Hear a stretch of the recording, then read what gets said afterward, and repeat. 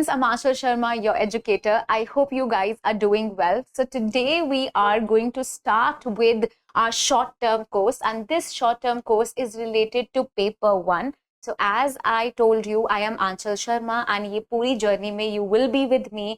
हम लोग यहाँ पे आपके साथ क्या करेंगे, शॉर्ट टर्म कोर्स में हमारे पूरे यूजीसी नेट पेपर 1 का सिलेबस डिस्कस करेंगे. So as you know, paper का सिलेबस है बहुत सारा एंड हम उससे अच्छे से कंसोलिडेट करेंगे, रिवाइज करेंगे सारे इंपॉर्टेंट चीजें in this short term course. So एक शॉर्ट टर्म कोर्स बहुत इंपॉर्टेंट होता है. It is very very important for the students who are revising the syllabus. So it is definitely a thing that is very important for the students जिनको अपना course जल्दी थोड़े time में जल्दी से खत्म करना है. So rest assured, in this short term course, maybe एक short duration का course है, but I will be giving you a lot of information related to the 3 units that I will be taking. So this paper, the paper 1 for UGC NET, is shared amongst some faculties that are there. So the 3 units that are under me are, I will be taking teaching aptitude, communication and environment. लेकिन आज की जो हमारी class है वो क्या है, एक इंट्रोडक्टरी क्लास है. And in this class I will be giving you the brief introduction for this short term course. So this is an initiative that we have taken so that आपको थोड़े time में ज्यादा चीजें हम बता पाएं and you can revise सारी चीजें from level 1 to level Z. हम लोग from level A to level Z हम सारी चीजें डिस्कस करेंगे अच्छे से. So what will be our approach? Let us talk about हमारी approach क्या होगी एक short term course को आगे लेके जाने की. So short term course छोटी duration में होगा. ये एक सबसे ज्यादा beneficial बात है. ये benefit क्यों है? Because ये उन students को बहुत benefit देगा जिनको अपने सारी चीजें revise करनी है. So अगर आप बिल्कुल जीरो लेवल पे हो, आपको बिल्कुल कुछ नहीं पता है, तो डेफिनेटली आपको थोड़ी सी मेहनत ज्यादा करनी पड़ेगी, अपने एफर्ट्स ज्यादा डालने पड़ेंगे. I will provide you with the material. Other teachers also will provide you with the material. We will be giving you the handouts as well. हम आपको क्या देंगे? हम आपको यहाँ पे handout देंगे. आपको handout मिलेगा. Plus along with the handout हम try करेंगे आपको बहुत सारे MCQs solve कराने का. Not only MCQs, हम try करेंगे कि PYQs भी solve करें.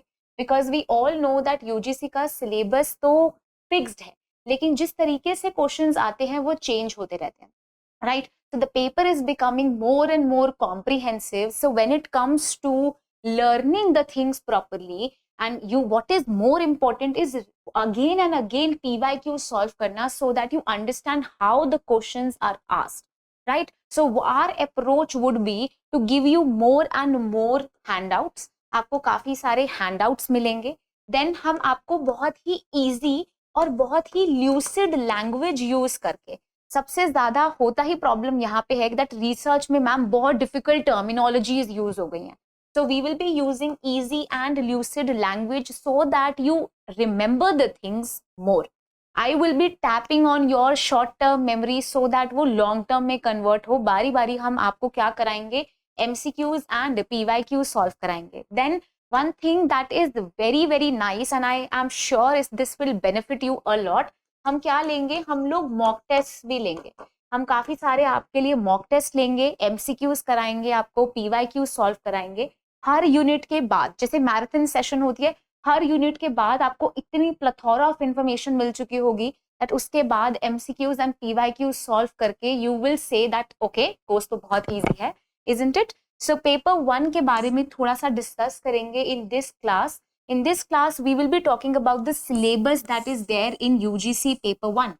Because आपने short term course लिया है, I am pretty sure you guys already have seen the syllabus that is there in UGC NET. You must have appeared एक दो बार पहले भी. If not, if this is your first attempt, the first thing that you must do is to see the syllabus जो भी exam आप cater कर रहे होते हो. The first approach, the very very imperative thing for a person, for a student who is studying for any course, is to look at the syllabus. You need to strategize the things that are repetitively asked in the paper. We will discuss the syllabus and I'll give you a short overview in this class. And then from the next class, we will cater to the units. And after that units, हम plethora of MCQs and PYQs solve करेंगे. साथ साथ में आपको handouts दे देंगे. अगर कोई ऐसी चीज है जो मुझे लगता है क्लास में बहुत ज्यादा नहीं हो पा रही है, तो आपको उसके हैंडआउट्स प्रोवाइड हो जाएंगे, इजी एंड ल्यूसिड तरीके से पढ़ेंगे, पिक्चर्स एंड ग्राफ्स के साथ पढ़ाने का ट्राई करेंगे, ज्यादा से ज्यादा पिक्चर्स में आपके लिए लेके आऊंगी, जैसे for example in teaching aptitude हम लोग को इतनी सारी थ्योरीज करनी है, तो ब्यूटिफुली प्रोजेक्टेड पिक्चर्स के साथ आपकी जो मेमोरी है वो ज्यादा शार्प होगी, ज्यादा टाइम तक आपको याद रहेगा। अभी तक जितने भी टीचिंग एप्टीट्यूड के क्वेश्चंस आए हैं उनको ओवरव्यू करने के बाद we have curated this program for you, and we will be doing all the 10 units in a very short period of time, though again I'm saying time may be chota ho, but the information will be a lot, and I'm pretty sure this will help you immensely. Okay, so let us quickly look at the syllabus for our exam. This is a detailed syllabus. I am sure that you guys know that there are two papers. क्या होते हैं? दो papers होते हैं, एक होता है paper 1, एक होता है पेपर 2। अब कुछ टाइम से हमने देखा था कि पेपर कैसा आ रहा था, पेपर कंप्यूटराइज्ड आ रहा था, है ना। लेकिन अभी ही रिसेंटली 2024 में हमने यहाँ देखा कि पेपर कैसा हो गया, पेपर एक बार ऑफलाइन मोड में हुआ, बट क्या हो गया, पेपर को हम लोगों ने देखा कि लीक हो गया था, प्रॉब्लम्स हुई, तो पेपर स्क्रैप हो गया एंड दोबारा से होगा। तो अब पेपर दोबारा से कैसा बेसिस पे हो रहा है, अब पेपर दोबारा से कंप्यूटराइज्ड बेस पे होगा। सो ये दोनों ही पेपर साथ ओपन होते हैं, बैक एंड फोर्थ आप जा सकते हो। 50 क्वेश्चंस आपके पेपर 1 में आते हैं और 100 आपके पेपर 2 में आते हैं।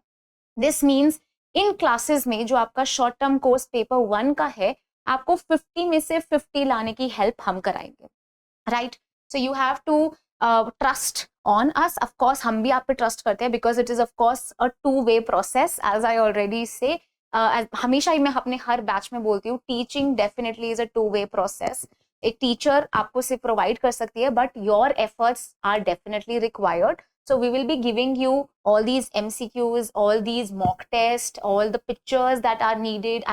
We have curated this for you only, but you also require to pitch in, and you also require to study these things on your own. तभी ये चीजें समझ आएंगी। So हम लोग कर रहे हैं fight for these 50 marks. These 50 marks means there are 10 units and these 50 questions. In 50 questions के लिए हम लोग फाइट कर रहे हैं, एंड हर क्वेश्चन आपके लिए इंपॉर्टेंट हो जाता है, ठीक है।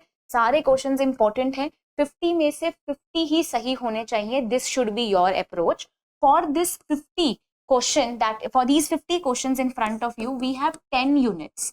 कितनी यूनिट्स होती है हमारे पेपर 1 में? 10 यूनिट्स हैं, एंड 10 ही यूनिट्स किस में होती हैं? हमारी पेपर 2 में होती हैं। यहाँ पे भी क्या होती हैं? 10 यूनिट्स ही होती हैं। सो यहाँ की 10 यूनिट्स हम आज डिस्कस करेंगे। All these 10 units are important. 10 units like teaching aptitude, communication, people development and environment, and then we have research, then we have higher education. All these are the 10 units, and from these 10 units 5 questions are asked. 5 questions her unit से पूछा जाता है, 2 marks का each question हो जाता है, इसलिए paper 1 100 number का, 100 मार्क्स का हो जाता है। एक अच्छी चीज, इनफैक्ट एक सबसे अच्छी चीज, that there is no negative marking. So as there is no negative marking, this gives you the leverage to guess a little bit. थोड़ा सा आप guess work, heuristic learning कर सकते हो। So if you know heuristic learning किसने दी है, that means you have already studied a lot about this paper. Heuristic learning दिया है आर्मस्ट्रॉन्ग ने, ठीक है। सो आर्मस्ट्रॉन्ग का कॉन्सेप्ट है, and this is a PYQ also, paper में पूछ लिया था कि ह्यूरिस्टिक लर्निंग क्या होता है, राइट। सो आप क्या करोगे, थोड़ा सा आप गेस वर्क कर सकते हो। Why? Because there is no negative marking. So अभी तक हमने जितनी भी चीजें हम इस शॉर्ट टर्म कोर्स में पढ़ेंगे वो भी आपको हेल्प करेंगी, एंड अगर if you have studied the things before, definitely you can incorporate that knowledge here. This is going to be assimilated, and I'm pretty sure you will clear the exam. So let us quickly revise, हमने क्या क्या अभी तक discuss किया। सो हमारे पास क्या होते हैं, 2 पेपर्स होते हैं जो एक साथ ओपन होते हैं। We have the paper 1 and paper 2, both the papers have 10 units each, right. 10 units each आती है, एक ही विंडो के अंदर 2 टैब्स होते हैं। Both the papers are open एक बारी में, ऐसा नहीं है that if you switch to the second paper you will lose the first paper. That's not the case. Then you have 50 questions in paper 1 and 50 in paper 2. You need to clear this exam किस तरीके से, अगर आप almost 35 above question या 50 में से 40 question सही कर देते हो तो आई एम प्रिटी श्योर आप जेआरएफ के लिए एकदम रेस में आगे आ जाओगे। इस सिमिलरली यहाँ पे 80 सही कर दो 100 में से तो एक बहुत ही अच्छा आपका स्कोर बन जाएगा, राइट। सो ये कंप्यूटराइज्ड होगा, 10 यूनिट ईच है, 5 क्वेश्चन हर यूनिट से आते हैं, हर क्वेश्चन 2 मार्क्स का होता है and there is no negative marking, right. Now अब मैम इतना इंपॉर्टेंट क्यों है ये पेपर, ये क्वेश्चन तो आपको पूछना भी नहीं चाहिए because this paper is very very important. UGC net एक मिनिमम एलिजिबिलिटी है आपको असिस्टेंट प्रोफेसर बनाने की, बट अब ये पेपर और इंपॉर्टेंट हो गया है। Why? Because there are 3 things that are awarded when you enroll in this paper. One, if you score really well, you will be given JRF and you will be eligible for the post of assistant professor. If not, you will have your NET certificate and you will be eligible for the post of assistant professor. But no stipend would be given. So अगर JRF निकाल लेते हो तो आपको क्या मिलता है? Stipend मिलता है। और स्टाइपेंड बेसिकली क्या होता है? एक मनी होता है जो गवर्नमेंट देती है जिससे आप क्या कर सकते हो? पीएचडी में ज्यादा आपको हेल्प हो जाएगी। उसके बाद आता है आपका पीएचडी का स्कोर। तो अब ये थर्ड चीज भी ऐड हो गई है कि इफ यू स्कोर लाइक ज्यादा अच्छा स्कोर तो नहीं किया है आपने कि आपको जेआरएफ या नेट मिले, लेकिन इतना स्कोर कर लिया है कि आप थर्ड लैप पे आ रहे हो, तो यहाँ पे आपको पीएचडी का एक स्कोर अवार्ड होगा and this score will help you to get yourself enrolled in PhD. तो इस तरीके से your education would be completed. PhDs are very imperative, PhD तो करनी ही है so that you become future professors, assistant professors bano in universities and colleges. So this is important. This is what the structure looks like. As I told you 10 units है, तो इस class में हम ये 10 की 10 units और उसका syllabus एक बार डिस्कस कर लेते हैं, right? Let us jump to the syllabus. The first unit is called as teaching aptitude. इसको क्या कहते हैं? Teaching aptitude. अब ये है सबसे ज्यादा इंपॉर्टेंट आपकी यूनिट। मैं क्यों कह रही हूँ important? Because this unit as well as the research aptitude भी, ये 2 यूनिट्स आपके बहुत सारे डिफरेंट कंपैरेटिव एग्जाम्स में भी आती है that are catering to the teaching post. Teaching की पोस्ट के लिए जितने भी आपके ऐसे कोई सीटेट या कोई भी ऐसे कोर्सेज आते हैं उसमें टीचिंग एप्टीट्यूड, पेडागोजी, रिसर्च, इनमें से बहुत सारे क्वेश्चंस आते हैं। If you have done your B.Ed, then you will realize that this syllabus is very close to the syllabus of your B.Ed also. So if you have books related to B.Ed, you can go through that. Okay. So we have the teaching aptitude as the first unit. Let us discuss the syllabus and a gist on overview में देती जाऊंगी आपको syllabus की. So we will be discussing about the concept of teaching. What exactly is teaching?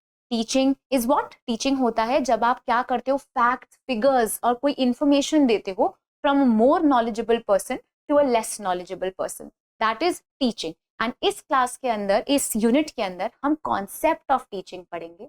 हम पढ़ेंगे कि teaching हम करते ही क्यों, ऑब्जेक्टिव क्या है टीचिंग का। Then we will study about the levels of teaching. The levels of teaching is one of the most important topic and every time you have questions from it. What are the 3 levels of teaching? We will study about the memory, understanding and the reflective level and who are the proponents of these levels. ये भी देखेंगे founders कौन है इस level के बारे में।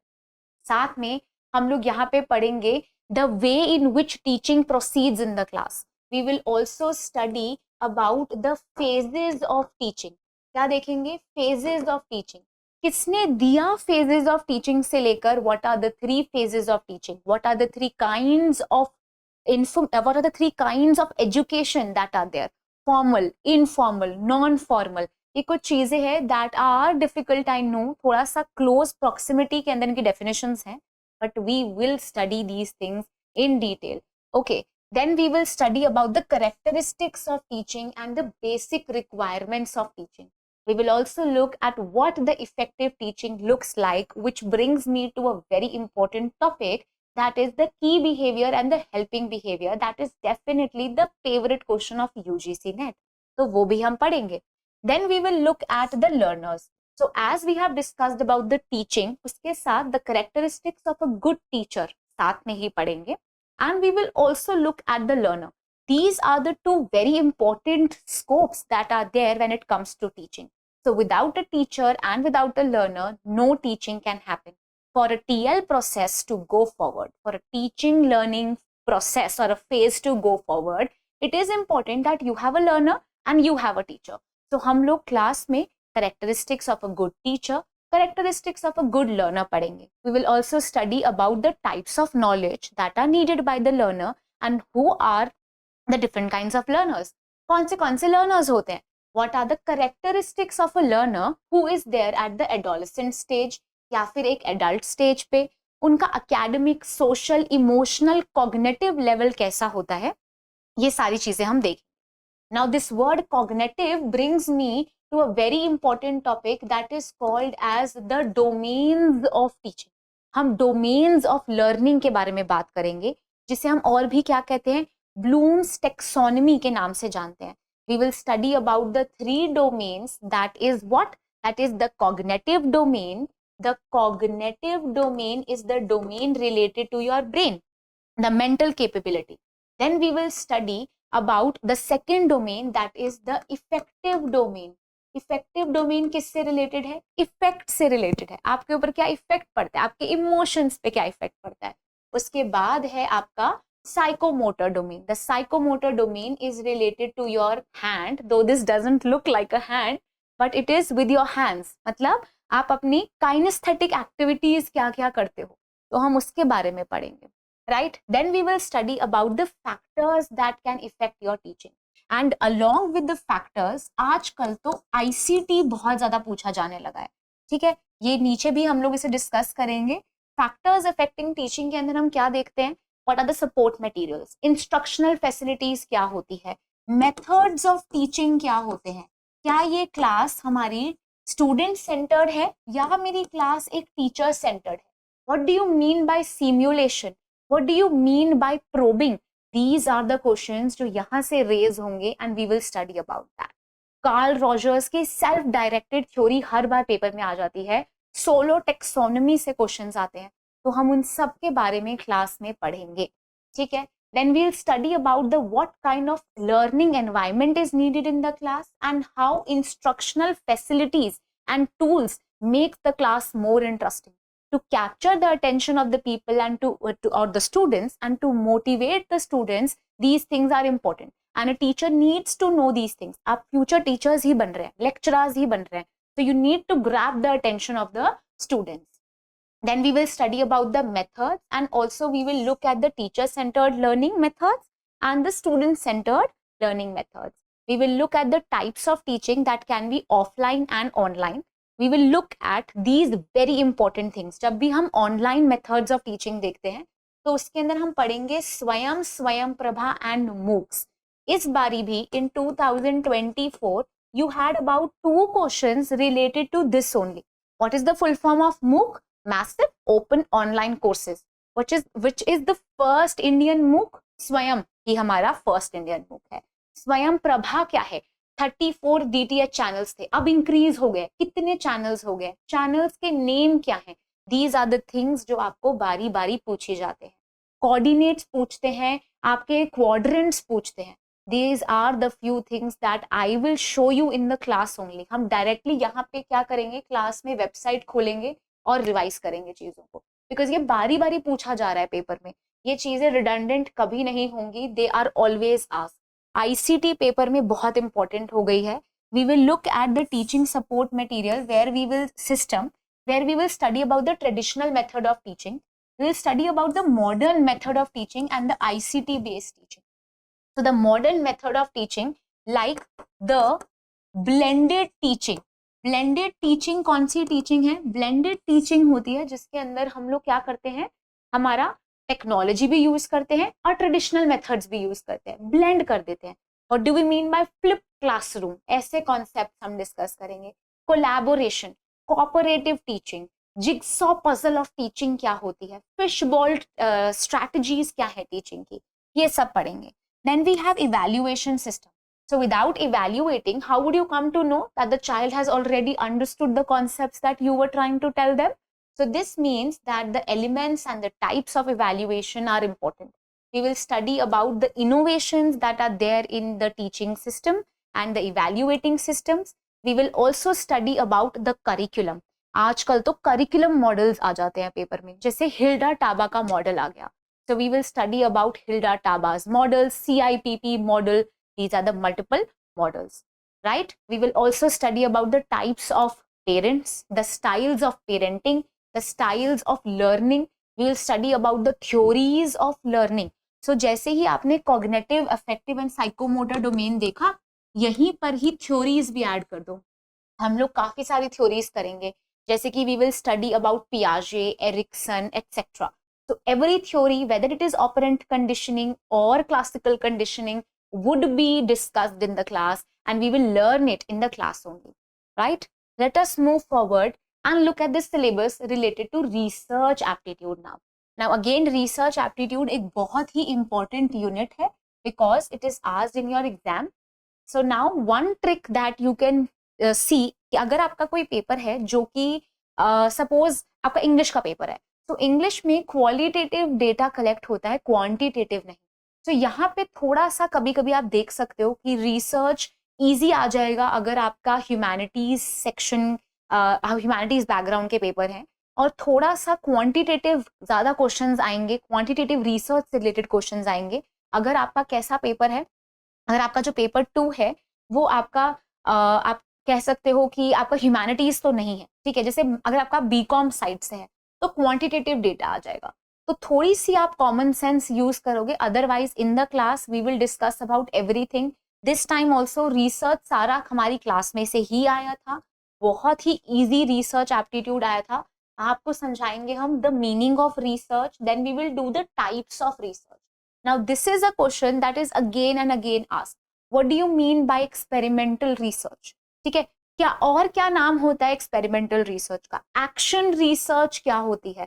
These are few things that are always asked in the paper, right? So research के अंदर we will see the meaning, the types, the characteristics of research. We will look at the positivism and the post-positivism approach of research.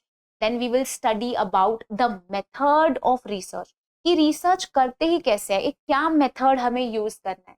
What do we mean by experimental, descriptive, historical, quantitative methods of research? Methods of research and the types of research. Also probability. ये 3 चीजें आप लिख सकते हो. Types of research, ऐसे ही आपके methods of research and probability. Probability.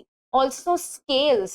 Scales. ये तीनों चीजें इस बार, ये चारों चीजें इस बारी पेपर में पूछी थी. And we did that in the classroom. So these things are very, very important. We will study about all the scales that are needed. What are the different kinds of scales? How they are positionalized? कौन सी scale है जो आपको rank देती है, यही इस बारी पे क्वेश्चन आ गया था, ठीक है. सो इसीलिए ही ये सारी चीजें हम लोग डिटेल में करेंगे. Then we will study about the steps of research. Such an important topic, ये आपके हर जगह पे यूज होने वाले टॉपिक है. Then we will study about the article writing, the thesis writing, formatting के बारे में थोड़ा पढ़ेंगे, आईसीटी इन रिसर्च के बारे में पढ़ेंगे, and research ethics. Research ethics क्या होता है कि एक अच्छा रिसर्चर क्या क्या गलतियां अवॉइड करता है, क्या पूरा टाइम प्लेजरिज्म करता रहेगा, क्या क्या किस तरीके से अच्छी साइटेशंस कर सकता है, बिब्लियोग्राफी क्या होता है. These are the things that are important जब हम रिसर्च एप्टीट्यूड पढ़ते हैं. तो this is very relevant, very very relevant to the today's scenario of education. That is why research aptitude is a unit that we will focus a lot on. काफी ही ज्यादा important unit हो जाती है research aptitude. Then we have comprehension. Now comprehension is the unit 3rd, and here we will discuss multiple passages with you. In the exam also you have a passage, and I'm pretty sure कि सबको थोड़ा सा computerized passages पढ़ने में problem होती है, because you have to scroll नीचे थोड़ा left right. तो इसीलिए ही हम जब आपको मॉक्स देंगे तो it will be helpful for you. Why? Because you can solve it online also ना, राइट. सो आपको क्या हो जाएगा, आपको ज्यादा हैबिट हो जाएगी उसको रीड करने की. मोर एंड मोर क्वेश्चंस आप अगर प्रैक्टिस करोगे आपके कॉम्प्रिहेंशन के, so it will make it more easy for you to solve the things there. You just have to look at the types of passages that can be asked, and we will explain you all the passages in detail and how to go about with the way to solve the passages, right? So there are questions then pertaining to the passage, and we will also help you to mark the correct answer, right. यहाँ पे अगर 5 number आपने ले लिए तो you are sorted, it is good कि आपके पांचों के पांचों नंबर सिक्योर हो जाएंगे आप। Okay, let us go forward. Then we have a very interesting unit again. This is unit 4 called as comprehension. So, called as communication. So communication एक बहुत ही ज्यादा day to day relevant unit है. This time also they asked very easy questions from communication, but still I know few people who answered them wrong. Why? Because बहुत ही ज्यादा easy पूछ लिया था, ठीक है। लेकिन right now आजकल इन्होंने थोड़ा सा trend change किया है. They are also asking the models of communication as well as Buddhist communication इनका favorite question बन गया है. So we will also study about Buddhist communication. Buddhist communication and Indian communication को हम लोग detail में पढ़ेंगे. In fact, there are different ways of communicating. We will talk about that. We will study about the meaning, the types, the characteristics of communication. हमेशा आपको यहाँ से questions मिलेंगे. Types of communication क्या होता है? There are multiple types of communication. For example, what do you mean by intrapersonal? Intrapersonal. What do you mean by interpersonal? What do you mean by transpersonal type of communication? यहाँ पे types खत्म नहीं होते हैं. We will also discuss about non-verbal type of communication, verbal type of communication, written, oral. इस बारी oral communication से question आ गया था. Can you imagine such an easy thing to ask in the paper? The types of communication has more types of communication, ठीक है, जैसे कि mass communication. Another very important topic जो हम क्लास में डिस्कस करेंगे. Along with this we have group communication. तो इस बारी पेपर में इन्होंने characteristics of mass communication, oral communication और बुद्धिस्ट कम्युनिकेशन से क्वेश्चंस पूछे थे. एंड ये चीजें आपकी फिंगर टिप्स पे होंगी if you take this course. I will revise all these things with you. सारी चीजें डिस्कस होंगी. What is mass communication and why is it different from group communication? Mass communication होता है टू द मासेस. अब ज्यादा लोगों से बात कर रहे हो. Heterogeneous type of population is there. एक बॉडी है जो इनिशिएट करती है, एक सर्वर है जो इनिशिएट करता है. फॉर एग्जाम्पल यूट्यूब, मैंने यूट्यूब पे वीडियो डाली, लेकिन यहाँ पे cater to a lot of people. It is catering to a lot of people. ये तो नहीं है कि कोई एक ही सेट ऑफ लोग देखेंगे, और भी लोग देख सकते हैं. तो दिस मीन्स हेट्रोजीनियस लोग होते हैं यहाँ पे. वाइडर ऑडियंस होती है, लेकिन फीडबैक नहीं पता आएगा या डिलेड आएगा या नहीं आएगा, एक्सेट्रा. ठीक है. So this means mass communication group communication से अलग है. Group communication is a communication where there is a homogeneous set of people where you are targeting them. So for example, this course, this short term course के अंदर कोई video upload कर देना या live class लेना या आपको पढ़ाना क्या है, एक ग्रुप कम्युनिकेशन है. बिकॉज जिन्होंने इनरोल किया है वही लोग ही ये देख सकते हैं. लेकिन एक मास कम्युनिकेशन, यूट्यूब पे जब मेरी वीडियो जाती है तो कोई भी देख सकता है. मेरे फ्रेंड्स भी देख सकते हैं जो यूजीसी नेट नहीं पढ़ रहे हैं. तो वो कैसा बन जाता है? हेट्रोजीनियस पॉपुलेशन है, कोई भी देख सकता है, लेकिन यहाँ सिर्फ मेरे स्टूडेंट्स देख पा रहे हैं. तो this is a group communication. Homogeneous, heterogeneous, feedback है, फीडबैक नहीं है, यही पेपर में आया था. Very important. ठीक है. फिर हम पढ़ेंगे वर्बल, नॉन वर्बल, इंटरकल्चरल और साथ में group communication. Intercultural communication and और भी बहुत डिफरेंट टाइप्स ऑफ कम्युनिकेशन होते हैं जो हम डिस्कस करेंगे. Then we will discuss about the classroom communication. We will talk about the barriers to effective communication. Another very hot topic जो बारी बारी UGC नेट पूछता ही है, एक तरीके से एक फेवरेट टॉपिक है हमारे UGC नेट का. बारी बारी वो पूछते हैं सिमेंटिक बैरियर क्या होता है, साइकोलॉजिकल बैरियर क्या होता है. मैंने तो आपको इन्फॉर्मेशन दे दी, लेकिन मेरे यहाँ पे वाईफाई वर्क नहीं कर रहा था, तो आपको क्लियरली वॉइस नहीं आ रही है. तो ये कैसा कम्युनिकेशन बैरियर है? This is a physical communication barrier, right. One word having different meanings, ये कैसा बैरियर है? It is a semantic barrier, it is also called as the language barrier. तो हम ये सारे बैरियर्स टू कम्युनिकेशन डिस्कस करेंगे. How to overcome these barriers, this is another topic that can be asked. So we will discuss that as well. Then we will talk about mass media as well as the role mass media plays in the society. ये mass communication के अंदर ही आता है. we will look at the modern methods and the traditional methods of mass communication. दोनों ही देखेंगे, right? This is very very important. बहुत ही relevant questions आते हैं. As I told you, Buddhist communication हम और add कर देते हैं यहाँ पे, हम वो भी पढ़ेंगे. तो हिंदू फिलोसफी के अकॉर्डिंग कम्युनिकेशन कैसा होना चाहिए, एज वेल एज आपका बुद्धिज्म क्या कहता है कि कम्युनिकेशन कैसा होना चाहिए, ये सारी चीजें पेपर में आजकल आ रही हैं. And we will also discuss those things, right? And we will also study about models of communication.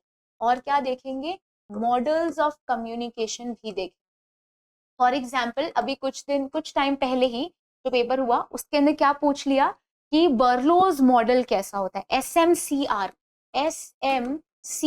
Stands for what. इस बारी बहुत सारी फुल फॉर्म्स आई हैं, तो they can also ask this. तो इसलिए हम लोग सारे मॉडल्स भी डिस्कस करें. Then we have the fifth unit that is mathematical reasoning and aptitude.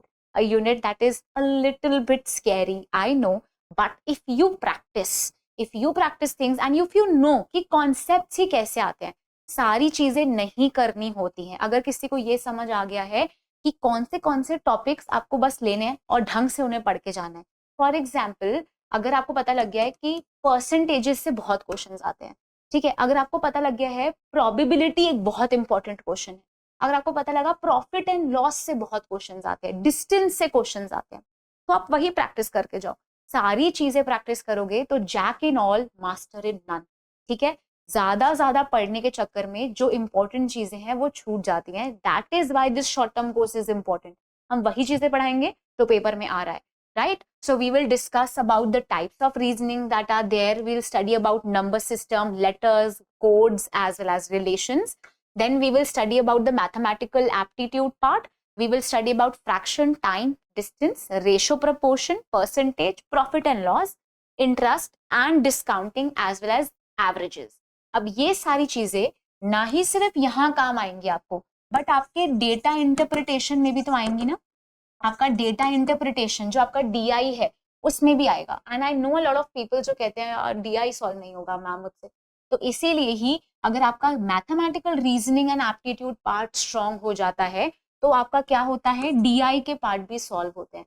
So 10 marks total, 5 यहाँ और 5 यहाँ आपकी पॉकेट में, अगर आपने मैथ्स अच्छे से कर लिया है तो 10 क्वेश्चंस मतलब आपके इंटू 2 कर दो, तो इतना ज्यादा इंपॉर्टेंट है आपका ये वाला पोर्शन. आपके 10 क्वेश्चंस यहीं से सॉल्व होंगे. It is very very important. ठीक है, अब आगे जाते हैं. Sorry, let us look at the next unit.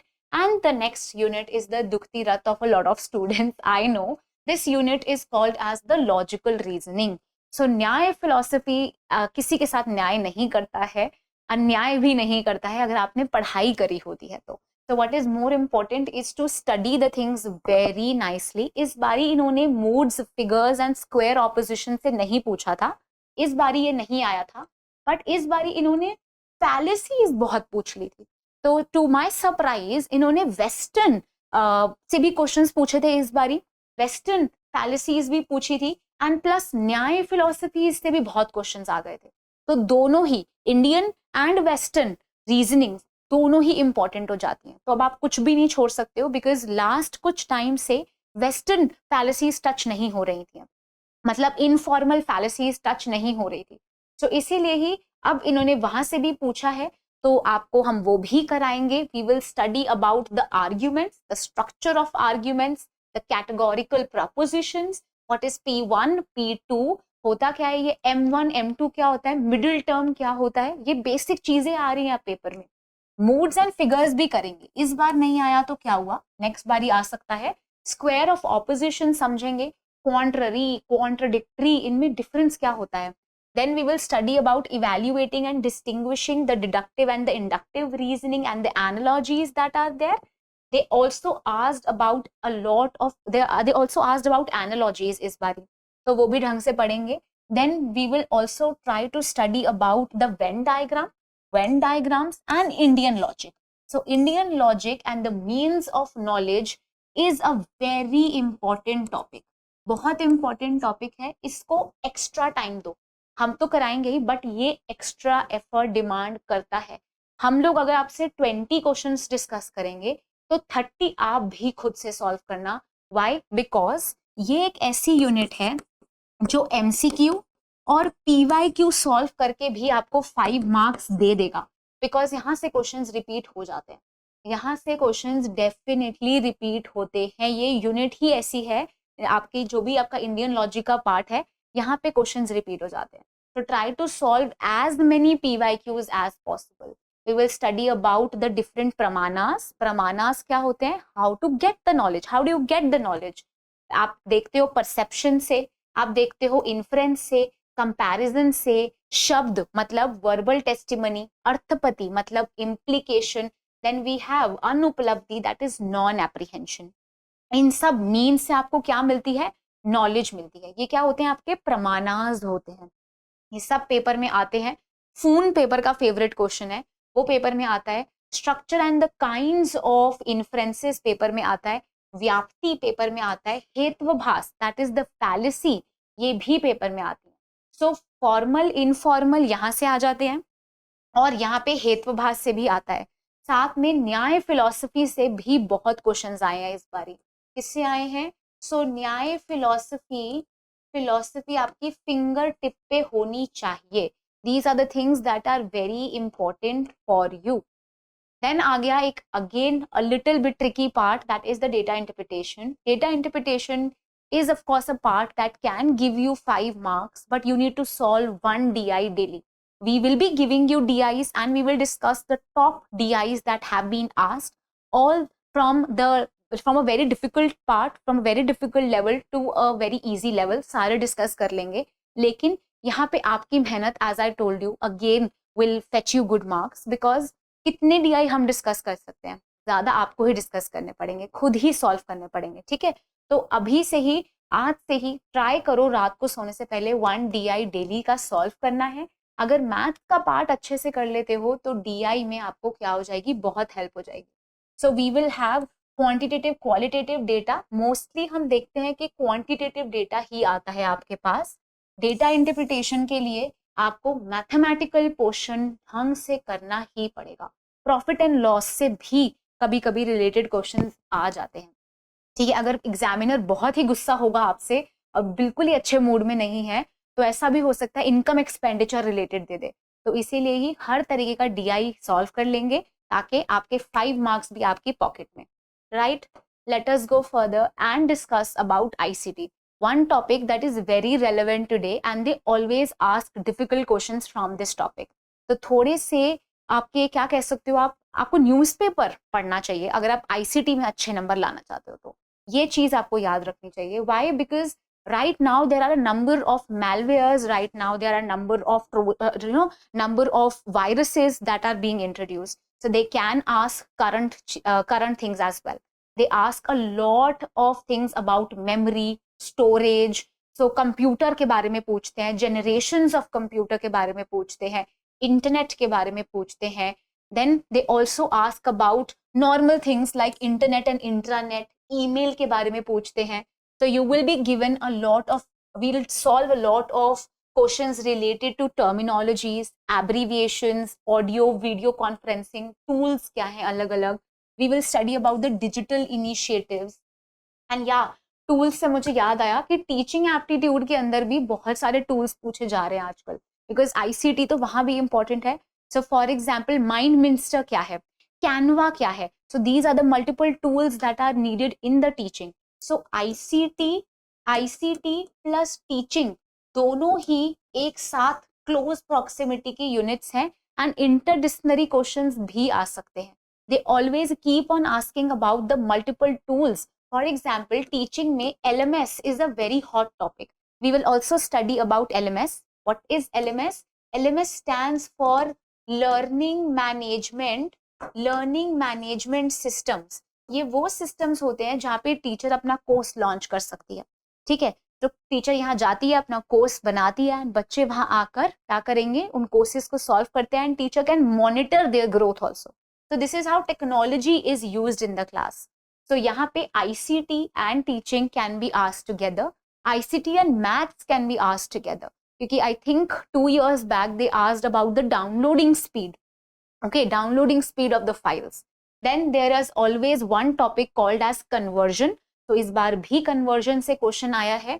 ICT and governance भी इंपॉर्टेंट है, एंड आईसीटी की कन्वर्जन भी, कन्वर्ट करना जब आता है बाइनरी में और इन सब चीजों में, तो ये भी पेपर में बहुत आता है।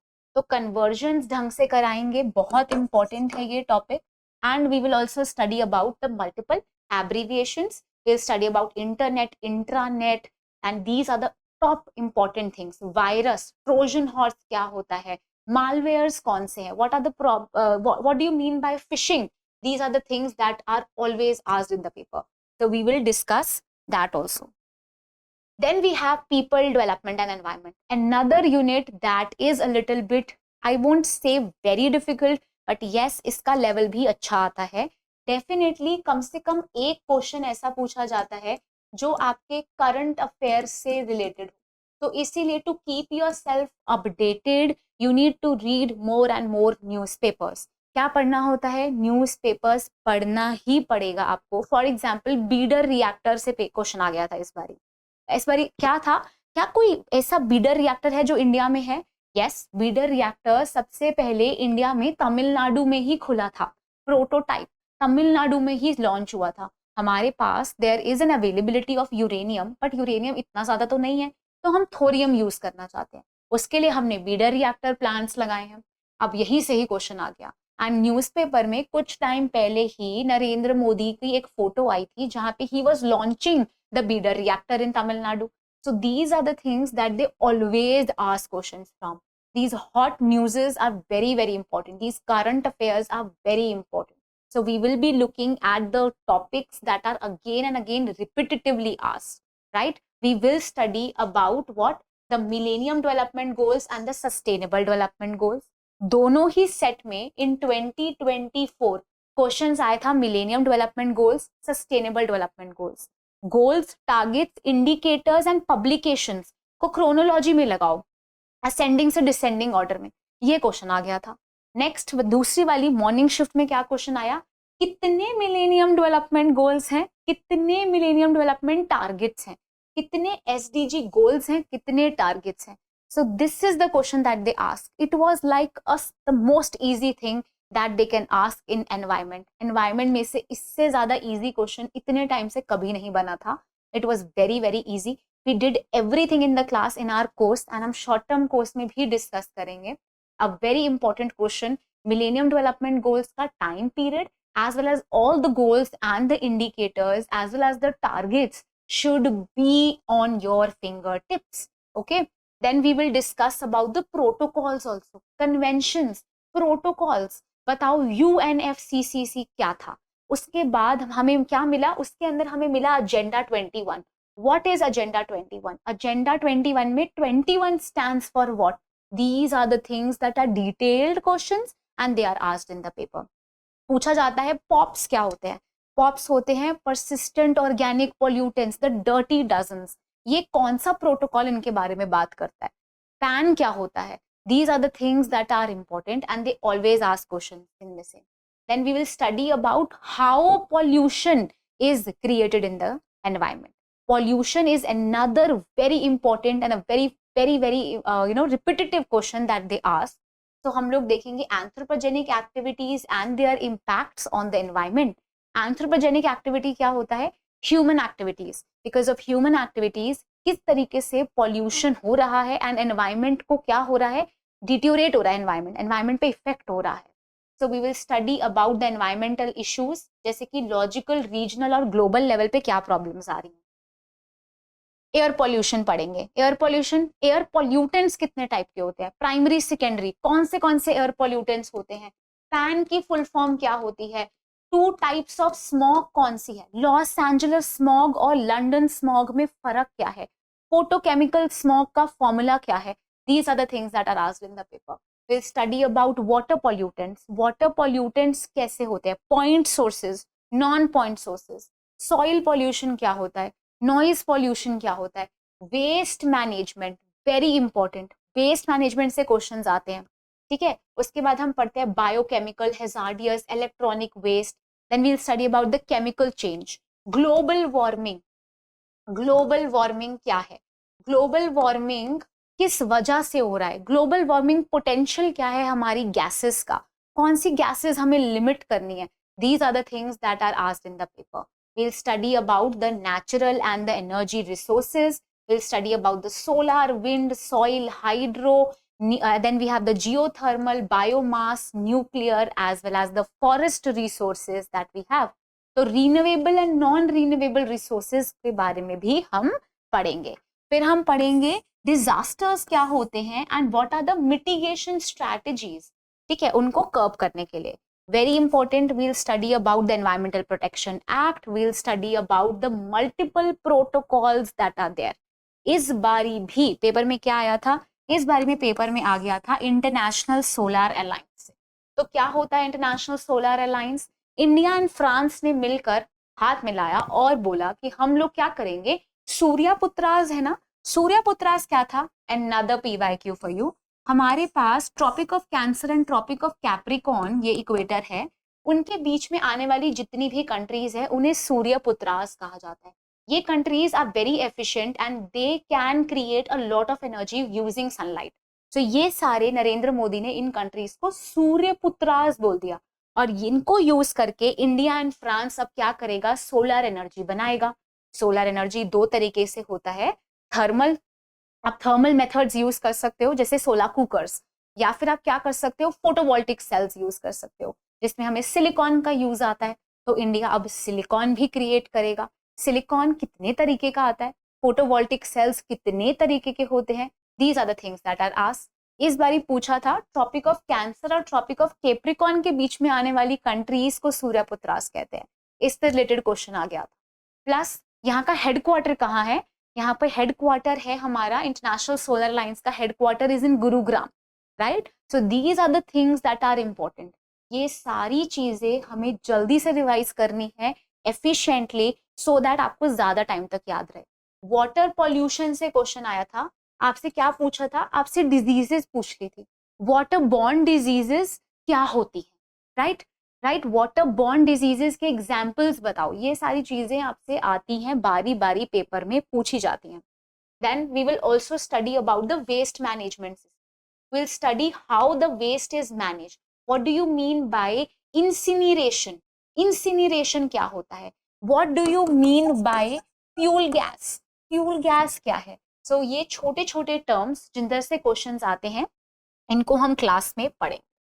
Then we have the 10th unit and the final unit, और यहाँ से भी हमेशा ही ऐसे क्वेश्चंस आते हैं जो आपको थोड़ा सा सोचने पे मजबूर करे. ये क्वेश्चंस वो होते हैं जो बेसिकली आपको as I told you government website से इंफॉर्मेशन निकाल के मिलेंगे. तो MHRD आपकी फेवरेट वेबसाइट बन जानी चाहिए. जाओ अभी ही इंस्टा छोड़ दो कुछ दिन के लिए, सारी गवर्नमेंट वेबसाइट्स पढ़ो. Try to go and look at the Diksha portal, try to go and look for the Swayam portal, Swayam Prabha portal, जहाँ पे ये सारे इनिशिएटिव्स लिए जाते हैं for the education system, right. NEP 2020 अब थोड़ा पुराना हो गया है, but they still ask questions from NEP 2020. Also the higher education system can be divided into two parts, before independence and after independence कौन से नए नए मूवमेंट्स इनिशिएटिव्स लिए गए. इस बारी भी they gave you a number of universities और आपको क्या करना था, उन्हें क्रोनोलॉजी में लगाना था in the date of their establishment. So this means the dates are important, the universities are important, the commissions are important, and of course you need to have a complete overview at the multiple schemes that are being given to you, जो कि government initiate कर रहा है for the education system. Okay, so we will study about the institutions of the higher education as well as in the modern era and the ancient era also. Evolution of the learning, then the post independence India के बारे में पढ़ेंगे. Oriental, conventional and non-conventional learning programs, professional, technical and skill based education, value education, environmental education, policies, governance and administration. सारी चीजें important है, ठीक है. शोध गंगा, शोध सिंधु, इस बारी शोध गंगा से भी क्वेश्चन आ गया. तो ये सारे इनिशिएटिव्स जितने भी गवर्नमेंट के थ्रू लिए हुए क्या हैं, पॉलिसीज हैं या फिर नए नए इनिशिएटिव हैं या नई स्कीम्स हैं related to higher education, they are asked in the paper. So we will be providing you with the notes, with the documents, and of course in the class also we'll revise these initiatives so that they are on your fingertips. Okay, so I hope ये सारा overview जो आज का हमने लिया आपको समझ आया. It was very important to discuss this thing with you. Why? Because I do not want you to feel baffled कि इतना कोर्स है हम छोटे टाइम में कैसे करेंगे. It is important कि हमें ये पता लगे क्या क्या पढ़ना है और क्या नहीं पढ़ना. A good child is someone जो कि एकदम ही you don't have to study everything to clear the exam. Try to study those things that are repetitively asked. This is why, as I told you, I will repeat these things again. हम लोग multiple PYQs solve कराएंगे plus आपसे मॉक्स लेंगे. अगर आप मॉक्स practice करते हो और PYQs साथ में MCQs भी सॉल्व कर लेते हो, क्या करते हो, साथ में MCQs भी सॉल्व करते हो, इससे आपको इतना एज मिलेगा and I am pretty sure आपको बाद में फील भी होगा कि इतना जल्दी मैंने इतना सारा कोर्स कर लिया है. This is going to help you. Documents आपको हैंडआउट्स प्रोवाइड हो जाएंगे, आपको पिक्चर्स के थ्रू इजी लैंग्वेज में पढ़ाया जाएगा ताकि आप सारा कोर्स जल्दी से रिवाइज कर पाओ. ठीक है. So I hope you like the initiative. I hope you like this description of these 10 units that I gave to you. आगे भी हम इसी तरीके से एकदम easily सारी चीजें डिस्कस करेंगे. If you still have any doubts, आप मुझसे धीरे धीरे हम लोग जब इंटरेक्ट करेंगे वो फिर क्लियर हो जाएंगे. मैं आपको बताऊंगी कहाँ कहाँ से पढ़ना है, सोर्सेज भी हम डिस्कस कर लेंगे. I will also give you pictures. I'll show you the pictures and this is going to make it easy for you to remember सारी चीजें. ठीक है, तो पिक्चर्स के साथ पढ़ते हैं तो ज्यादा याद रहता है. So with this I will wind up the lecture. I hope सबको समझ आ गया है कि ये 10 यूनिट्स क्या है एंड इन 10 यूनिट्स में क्या क्या पढ़ना है. ठीक है, तो मिलते हैं हम नेक्स्ट क्लास में एंड हम लोग स्टार्ट करेंगे टीचिंग एप्टीट्यूड के साथ. With me you are going to deal with teaching aptitude, communication and people development and environment. I will give you good lucid notes with pictures so that you crack the exam. Thank you and have a wonderful day.